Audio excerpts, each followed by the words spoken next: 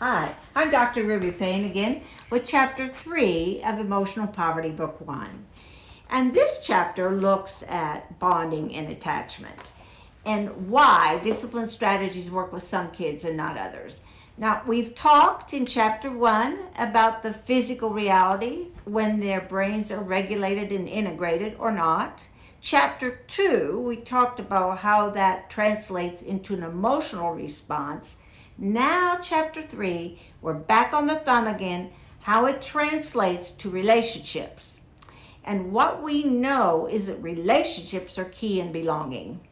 And the style of bonding and attachment that you have when you're young tends to follow you through adulthood.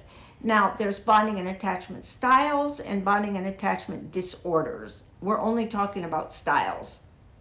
If you had a bonding and attachment style when you were young that you didn't like, you can change it. There's a technique in the book on page 111 about how you go about doing that. But in the research, there were two researchers, John Bowlby and Marcia Ainsworth. And Bowlby said it was his theory that when you have safety and belonging, you feel like you can explore.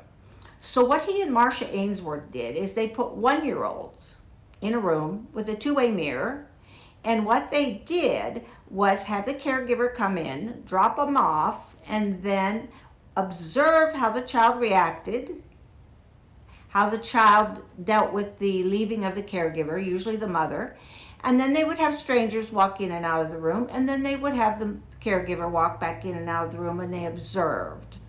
And they came up with 4 styles of bonding and attachment. And these are in your book on page 42. And one of the things is that these styles then impact a great deal about how your discipline works. And one of the reasons, if you're at secondary, we also know these styles help you understand who most likely will shoot. Now, I have to be very careful about this because you can be in one of these styles and not shoot. It's just that there are some patterns here that are indicative of tendencies, okay? Now, if you look on page 42, basically, in a nutshell, is what happened when Bowlby and Ainsworth put these 1-year-olds in a room. They identified where they fell. So 4 styles: secure and attached. And secure means you think you're safe. Attached means you think you belong. So the first style, when they dropped them off, the children didn't cry. They might have cried a little bit, but they hugged and kissed the mother. Then they went off and played with the toys. If a stranger walked in, they knew they were a stranger. When the parent came back, they greeted him and kissed him and everything and went and played with the toys. Basically, they were safe and secure. And the hard research is that they do better in school. They have many more friends. They're well liked, okay? They tend to respond to your traditional discipline techniques, and everybody wants a class of them, okay? The second style was insecure and avoidant. What happened with these children is when they dropped them off, they didn't cry, they didn't care. And when a stranger came in, they knew they were a stranger, but they didn't upset them. When the caregiver came back, they didn't run and greet him. And what Bowlby and Ainsworth said, they're insecure and avoidant. In other words, they're not sure they're safe and they avoid relationships. These are loners in your classroom. They don't have friends. Peers often don't like them. They refuse to participate a lot of times. They don't really care, okay? And this is one group that shooters tend to come from. Now, I want to be very careful with this, okay? 93% of mass shooters are males, and a high percentage of them are loners. And a lot of times, if you look at the research, they also identify a perceived loss or a loss prior to this reaction. Siegel says in his research that the right side of the brain, where the emotional circuitry is, just simply doesn't get developed.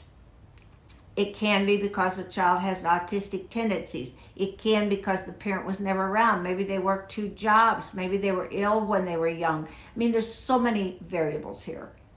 But the bottom line is they're insecure and unattached. They're avoidant. And in the book, there's a chart about strategies that tend to work better with these individuals. But this group is very frustrating for teachers because they don't respond to the traditional discipline techniques at all. The next group is insecure and anxious. These are the ones that are at your desk every minute. Did I do it right? Is it okay? Did I do it right? I'm not sure. Did I do it right? And they are anxious. And there tends to be more females in this group. And this is a group that more suicides tend to come out of. They're just anxious. They're not sure they belong. And in the research, when the parent dropped them off, they cried and cried and cried and cried and cried. When a stranger walked in, they knew they were a stranger. When the parent came back, they clung and cried and clung and cried.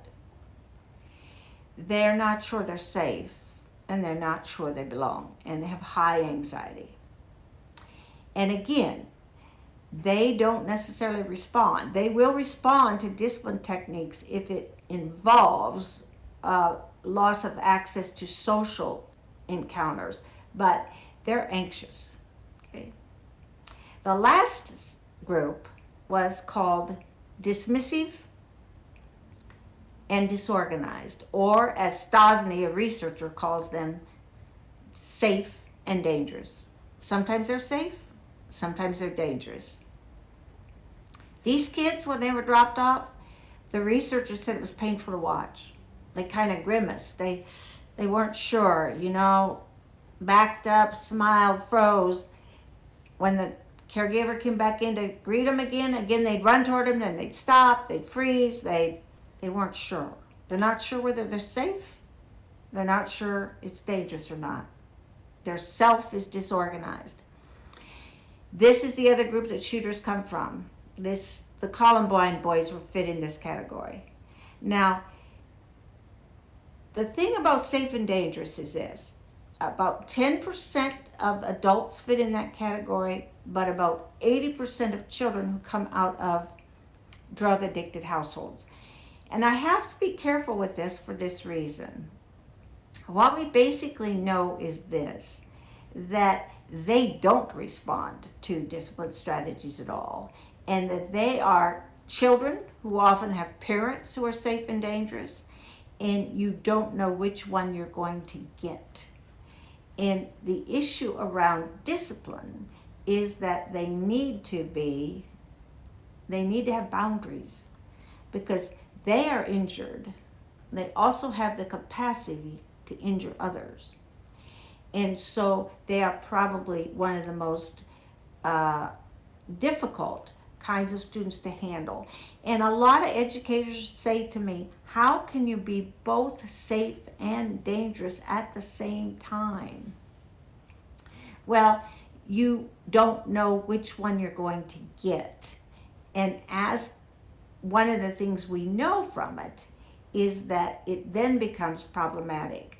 For example, I had a parent who was safe and dangerous. She had a kindergarten boy who he was already injured. He acted out sexual acts in the playground on other kids in the playhouse. And when I called the mother in, he was injuring others. I called the mother in, and she came in, and she was quite dismissive and disorganized in this way.